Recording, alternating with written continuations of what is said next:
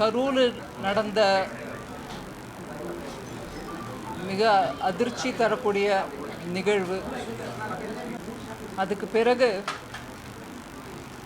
உயிரிழப்பு அந்த நம்பரும் கூடிக்கிட்டே வருது. அதை தவிர அந்த சம்பவத்தில் அடிபட்டவங்க எல்லாரும் ஹாஸ்பிட்டலில் இருக்கிறவங்க, இப்படியாக செய்தி வந்துட்டு இருந்தது. சோஷியல் மீடியா மூலமாக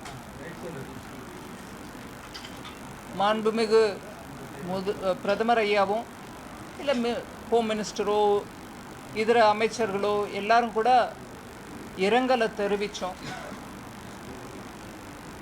ஆனால் நேற்றுக்கு இரவு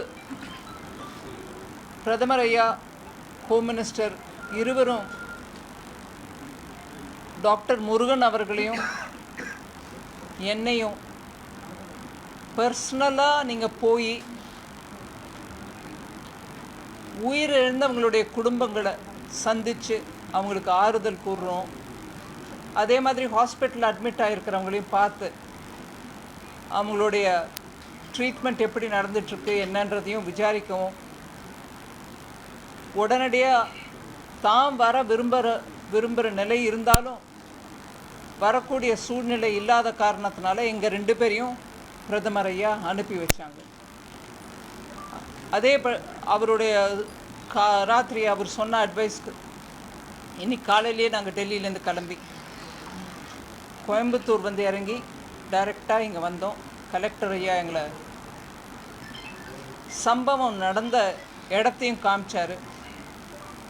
அதை தவிர ஹாஸ்பிட்டலில் இருக்கக்கூடியவங்க, அடிபட்டவங்க, மூச்சு விட முடியாமல் திணறி ஒரு பதட்ட நிலையில், அதோடு இல்லாமல் அவங்க உடம்பெல்லாம் அடிபட்டு அவங்க உயிர் தப்பிக்கிறதுக்கு மிதிச்சிட்டு ஓடின அந்த சந்தர்ப்பத்தில் உடம்பெல்லாம் காயப்பட்ட பெண், ஆண் எல்லாரும் அங்கே ஹாஸ்பிட்டலில்.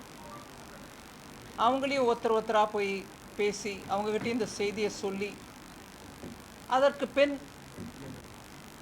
உயிரிழந்தவங்களுடைய குடும்பங்களை சில பேரை போய் பார்க்க முடிஞ்சது. அங்கே எங்களால் வார்த்தையில் அவங்களுடைய துக்கத்தை வர்ணிக்க முடியாத நிலைமை.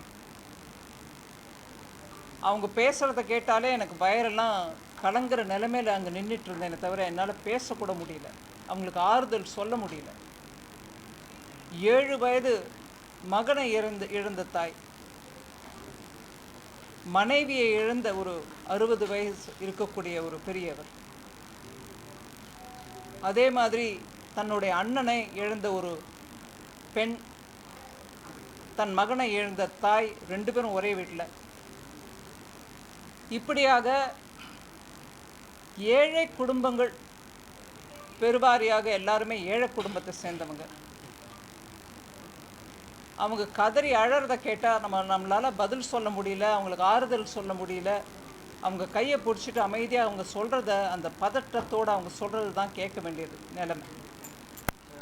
ஆனாலும் பிரதமர் ஐயா சொன்ன விஷயத்தை அவங்களுக்கு கன்வே பண்ணிவிட்டு அங்கிருந்து வெளியே வர வேண்டிய நிலைமை ஒவ்வொரு வீட்லேயும் எனக்கு அந்த அனுபவம் தான் ஆச்சு.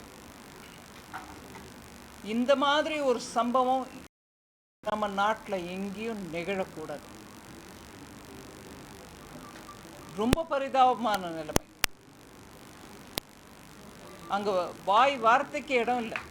அந்த மாதிரி ஒரு துக்கம். அவங்க சொன்னது, அவங்களால ஹாஸ்பிட்டலில் படுத்துக்கிட்டே அவங்களால மூச்சு விட முடியாத அந்த நிலைமையிலையும் அவங்க பேசினது, இது எல்லாத்தையும் கூட நான் பிரதமர் ஐயாவுக்கும் மாண்புமிகு ஹோம் மினிஸ்டர் அவர்களுக்கும் இன்றைக்கி போய் சேர்ந்துட்டு சொல்லலான்னு இருக்கிறேன்.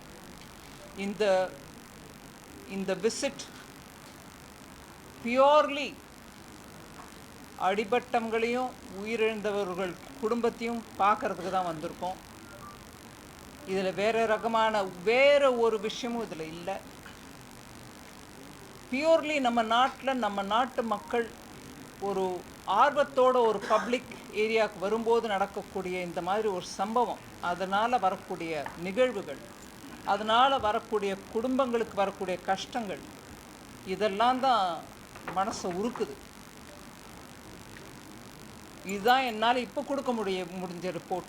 ஹாஸ்பிட்டலில் டாக்டர்ஸும் சொல்கிறாங்க இந்த மாதிரி நாங்கள் ட்ரீட்மெண்ட் சரியாக பண்ணிகிட்ருக்கோம் அப்படின்னு. பேஷண்ட்ஸும் சொல்கிறாங்க நான் வந்து சேர்ந்த அன்றைக்கி விட இன்றைக்கி கொஞ்சம் பரவாயில்ல நிலைமை அப்படின்னு.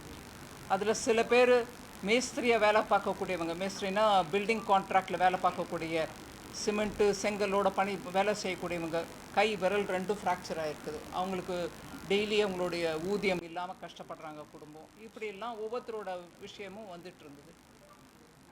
நான் பிரதமர் ஐயா ஒரு 3 நாளைக்கு முன்னாடி பிஎம் நேஷ்னல் ரிலீஃப் ஃபண்டுலேருந்து உயிர் இழந்தோர் குடும்பங்களுக்கு 2 லட்சம் ரூபாயும், ஹாஸ்பிட்டலில் அட்மிட் ஆகி வைத்தியம் பார்த்துட்ருக்கவங்களுக்கு 50,000 ரூபாயும் டைரக்ட் பெனிஃபிட் ட்ரான்ஸ்ஃபர் மூலமாக அவங்க அக்கௌண்ட்டுக்கே பணம் அனுப்பக்கூடிய அந்த அனௌன்ஸ்மெண்ட் பண்ணியிருந்தாங்க.